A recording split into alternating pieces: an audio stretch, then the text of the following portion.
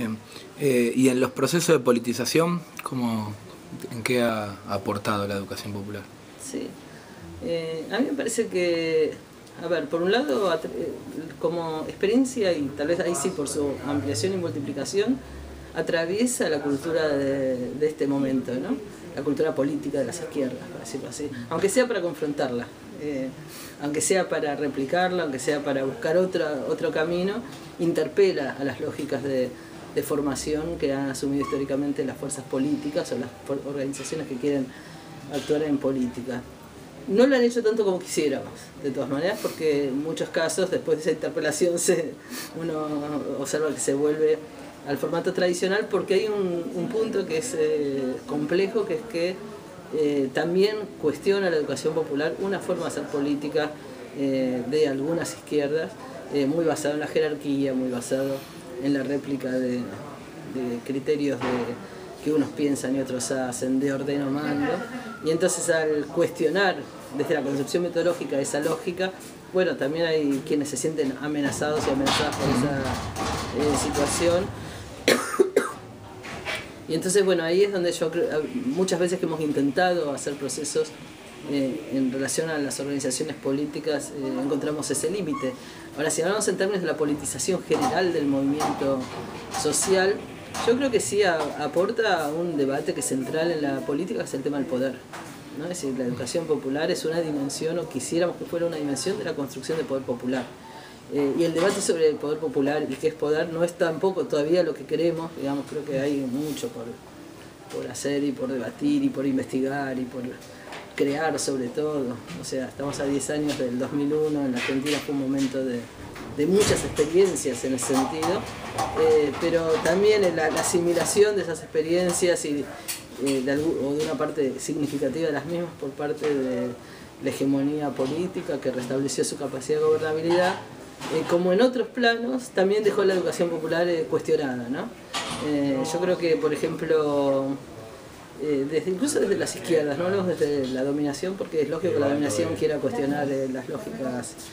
asamblearias de democracia popular y de poder popular. Desde el poder se lanzó, después del 2001, esa idea, bueno, no sirvió para nada, los muertos, los caídos, las energías, porque de alguna manera volvieron todos, a que se vayan todos, terminaron que volvieron todos, y es verdad que la mayoría de esos personeros volvieron, pero hay una dimensión que no se explora, que es la de la subjetividad. Y yo creo que precisamente es esa la dimensión que trabaja también la educación popular, es decir, está bien, volvieron todos, pero hay cambios en la subjetividad de las organizaciones sociales, de los pueblos, de la sociedad, de la cual no volvió a ser igual que antes, no estamos igual que en el 2000, aunque muchos de los personeros sean los mismos, tanto a nivel provincial, local como nacional. Yo creo que hay una conciencia crítica que hace que, bueno, puede haber incluso retrocesos políticos, pero hay algunos parámetros de los cuales es difícil volver, sin hacer con esto exitismo, ni decir que siempre vamos para adelante, porque ya sabemos que se puede ir para atrás, pero a mí me parece que la educación popular aporta en esa dimensión de la politización, que es entender la política mucho más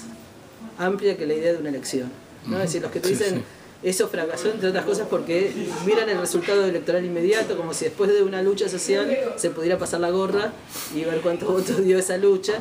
que es una forma también de enajenación de esa lucha, ¿no?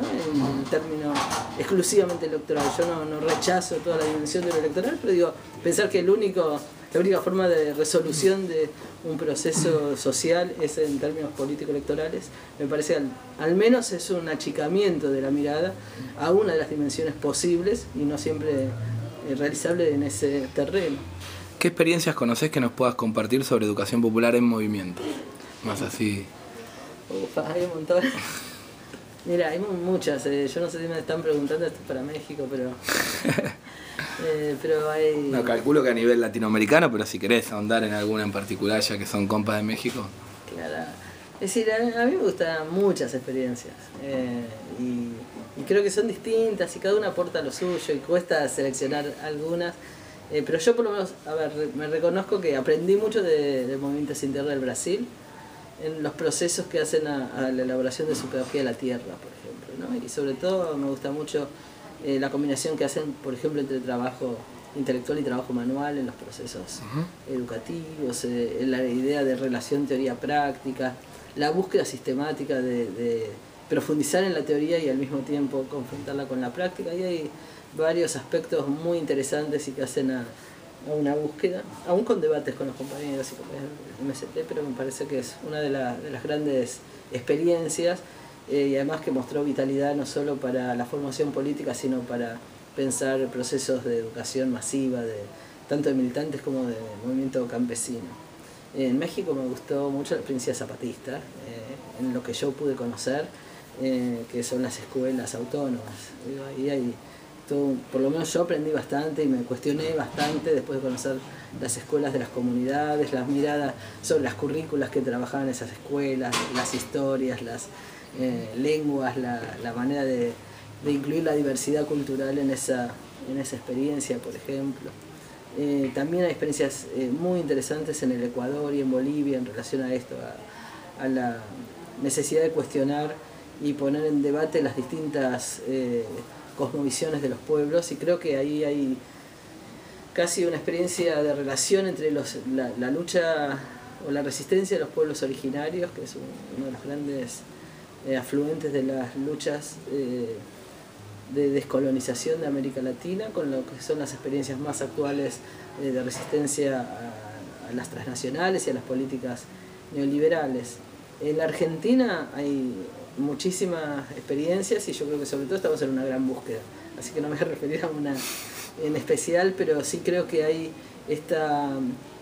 búsqueda de varios movimientos, insisto, de una parte de los bachilleratos populares, de una parte de las experiencias organizativas campesinas y barriales, de no solo hacer formación política, sino también hacer multiplicación del debate y de la construcción de conciencia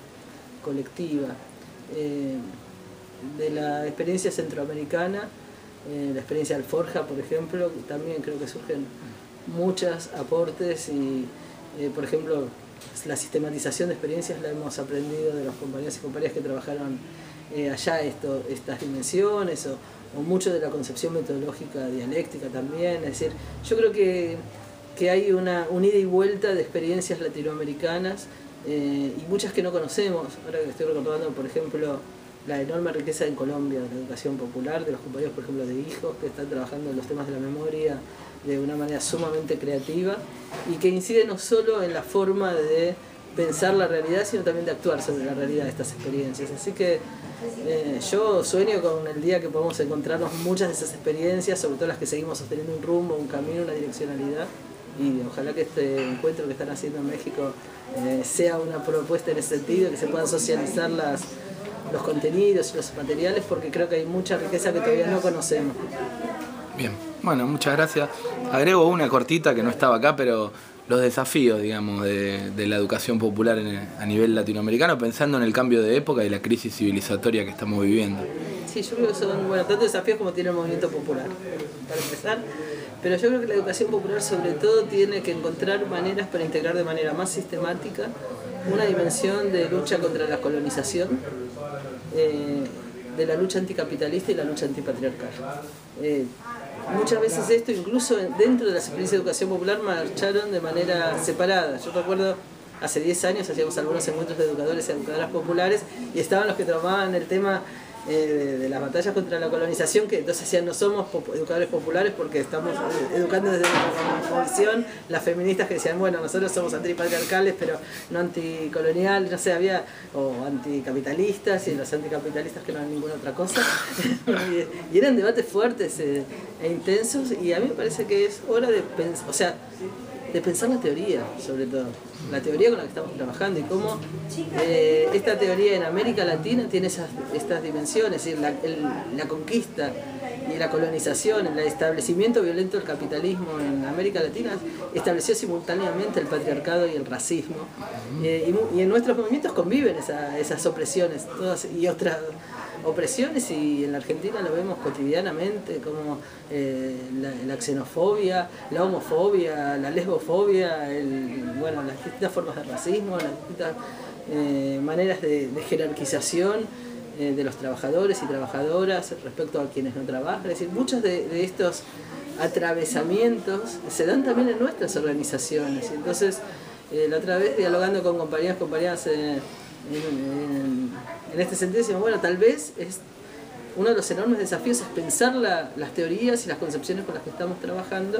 y asumir simultáneamente esta pedagogía crítica en todas sus dimensiones. Y para eso,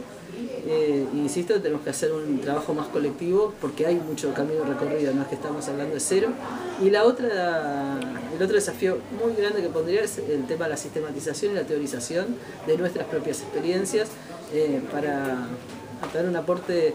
en un plano de evolución a la teoría de estas experiencias. Bueno.